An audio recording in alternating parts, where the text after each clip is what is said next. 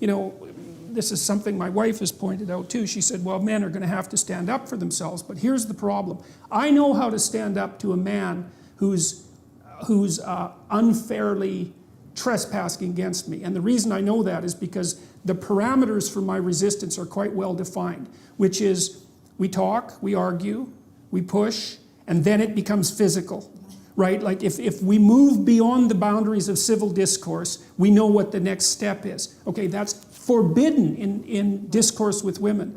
And so I don't think that men can control crazy women. I really don't believe it. I think that they have to throw their hands up in it's not even disbelief.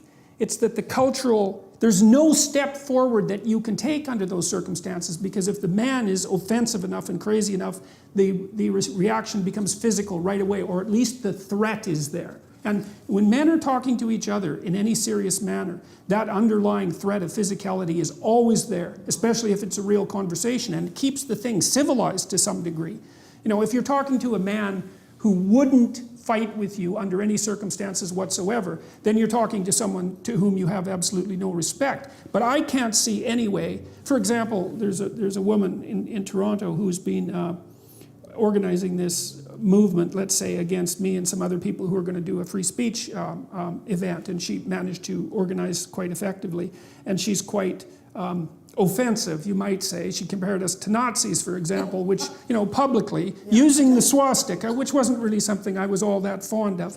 But I'm defenseless against that kind of female insanity, because the techniques that I would use against a man who was employing those tactics are forbidden to me.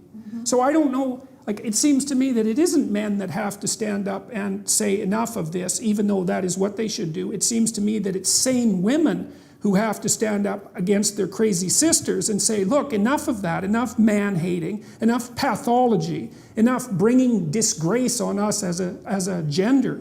But the problem there, and then I'll stop my little tirade, is that most of the women I know who are sane are busy doing sane things, right? They're off, they have their career, they have their family, they're quite occupied, and they don't seem to have the time or maybe even the interest to go after their crazy harpy sisters. And so I don't see any regulating force for that terrible femininity. And it seems to me to be invading the culture and undermining the masculine power of the culture in a way that's, I think, fatal.